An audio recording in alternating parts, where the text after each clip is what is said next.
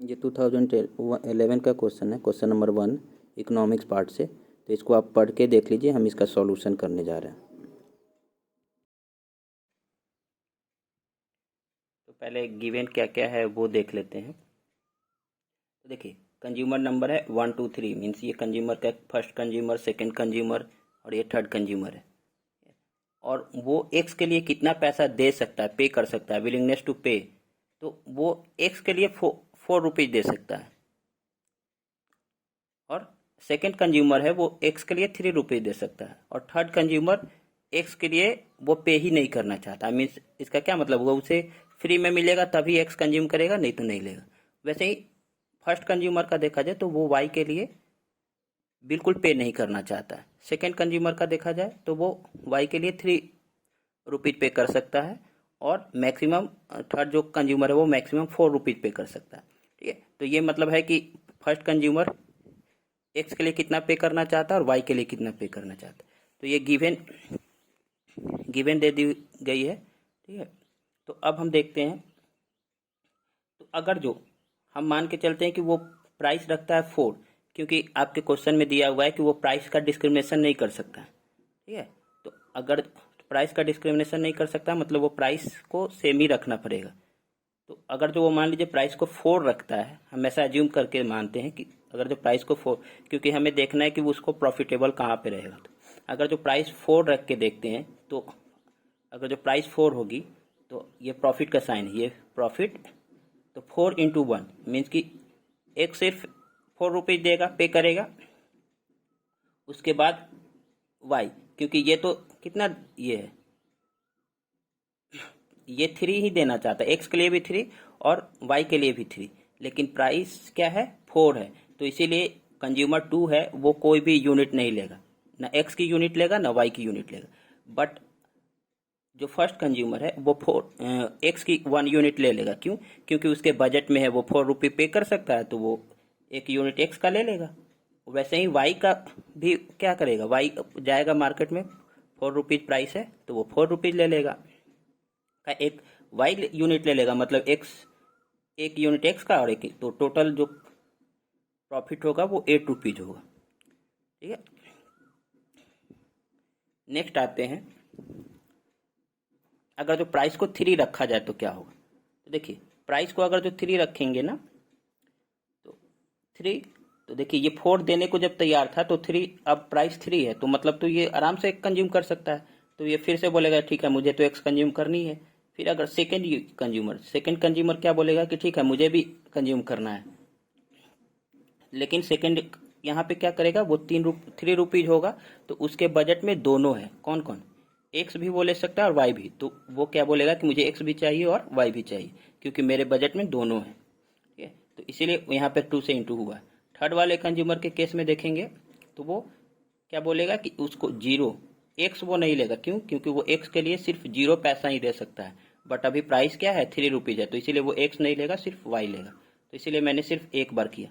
तो ये टोटल देखिए, कंज्यूमर नंबर 1 ये कंज्यूमर 1 का है, ये कंज्यूमर 3 का है और ये कंज्यूमर 3 का है और ये कंज्यूमर सेकंड का है। ठीक है, ये सेकंड है। चलिए, तो टोटल प्रॉफिट कितना हो गया, 12 हो गया, 12 हो गया। तो अब देखिए, अब प्रॉफिट देखते जाइए, यहाँ पे 8 हुआ था, यहाँ पर 12 हुआ था। अब नेक्स्ट में आते हैं, यहाँ पर आते हैं। अगर जो वो पैकेज बेचना चाहेगा, मीन्स कि कंबाइंड बेचना चाहेगा, तो पैकेज अगर जो वो पैकेज का प्राइस 4 रखता है तो क्या आएगा, तो 4 अगर जो रखेगा तो वो सब ले लेगा। क्यों 4? क्योंकि सब प्राइस पे कर सकता है 4, तो ये भी रेडी है, फर्स्ट कंज्यूमर भी देने के लिए रेडी है, थर्ड कंज्यूमर भी 4 रुपीज प्राइस देने को रेडी है। तो इसीलिए फर्स्ट भी लेगा और थर्ड भी लेगा। लेकिन साथ में यहाँ पर क्या होगा कि यहाँ पर सेकेंड कंज्यूमर भी कंज्यूम करेगा। क्यों? क्योंकि सेकेंड कंज्यूमर को अगर जो देखिए तो 3 रुपीज इसके लिए और 3 रुपीज, मतलब टोटल पैकेज उसको अगर जो 1 का पैकेज लेना होता उसे 1 का पैकेज, तो उसे टोटल कितना पे करना पड़ता, उसे टोटल पे करना पड़ता 6 रुपीज। लेकिन अब उसको क्या हो रहा है, अब उसको 4 रुपीज में ही काम उसकी हो जा रही है।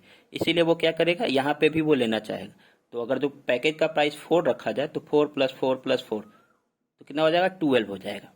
ठीक है, देखिए वही चीज़ें यहाँ पे हम लिख के बता दिए, आप लोग देख लीजिएगा। ठीक है,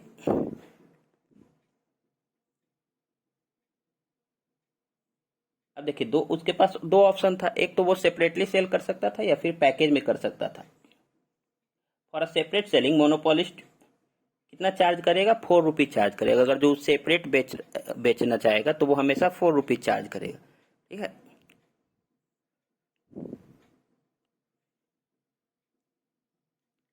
फॉर सेपरेट एंड, देखिए सेपरेट के लिए वो क्या कर सकता है, 4 रुपीज सेल कर सकता है, लेकिन यहाँ पर ये है कि वो 6 रुपीज चार्ज कर सकता है पैकेज के लिए। क्यों? क्योंकि उसे प्रॉफिट ज़्यादा होगी, क्योंकि 6 रुपीज में भी उसका हो जाए। क्योंकि अगर जो वो 4 रुपीज चार्ज करेगा सेपरेट के लिए, तो अगर जो वो होगा तो उसे प्रॉफिट कितनी हो जाएगी, 1 कोई लेगा तो उसे 8 रुपीज प्रॉफिट होगी। लेकिन अगर जो कोई ये लेगा तो वो उसे 6 रुपीज प्रॉफिट होगी। तो वो दोनों काम करेगा। तो देखिए, कंज्यूमर 1 पे 4 रुपीज, कंज्यूमर 3rd पे 4 रुपीज, कंज्यूमर 2nd पे 6 रुपीज। ठीक है, तो उसका जो टोटल प्रॉफिट होगा वो 12 होगा। तो देखिए यहाँ पे सिर्फ पैकेज की बात हो रही थी, मतलब 4 रुपीज जब प्राइस था पैकेज का, तो प्रॉफिट कितना था, हो रहा था 12 हो रहा था। लेकिन यहाँ पर क्या हो रही है, मतलब 3 तरीका है। पहला तरीका,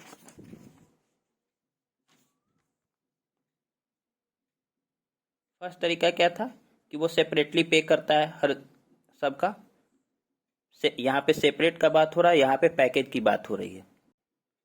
और यहाँ पर सेपरेट और